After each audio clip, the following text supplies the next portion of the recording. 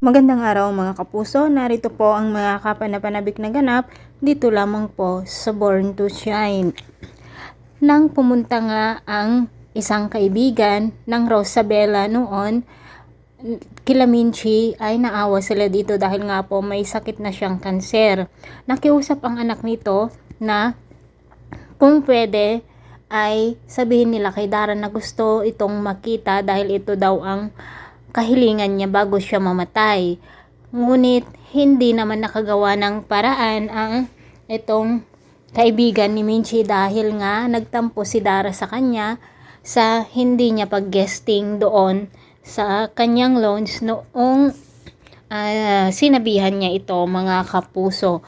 Pumunta nga ang mag-ina dito sa venue o lounge ni Dara, ngunit hindi ito nakausap ng Diamond Star at namatay na nga po ang babaeng ito kung kaya't galit na galit ang kanyang anak dito kay Dara. Samantala, ang alam naman ni Megan ay natalo na siya si Jenny at dahil nga sa sakit ng kanyang loob, umalis siya na hindi nagpaalam.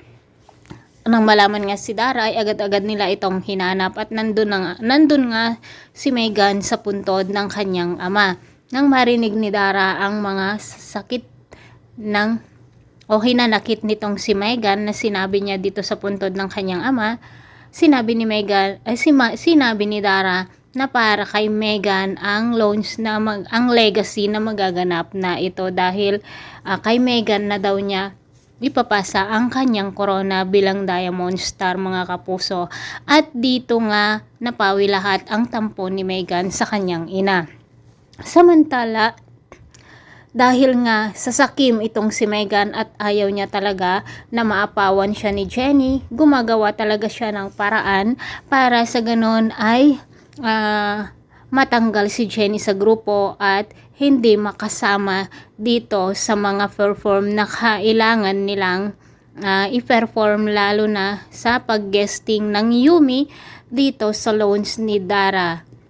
Kung kaya't mga kapuso, gumawa na naman itong si Megan nang hindi kanais-nais at mayroon siyang binayaran na tao na tumawag kay Jenny at sinabi na nadisgrasya daw ang kanyang mga magulang at agad naman si Jenny na bumaba sa sasakyan.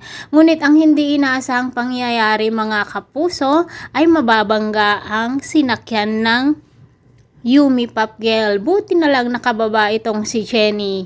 Siguradong kasalanan ito ni Megan dahil nga sa mga ginagawa niya. Nakarma na siya mga kapuso. Ngunit nadamay pa ang mga kasama nila dito sa Yumi. Mga kapuso, pakaabangan po natin kung ano pa ang mga susunod na kaganapan dito lamang po sa Born to Shine. Maraming salamat sa walang sawang pagsubaybay. God bless.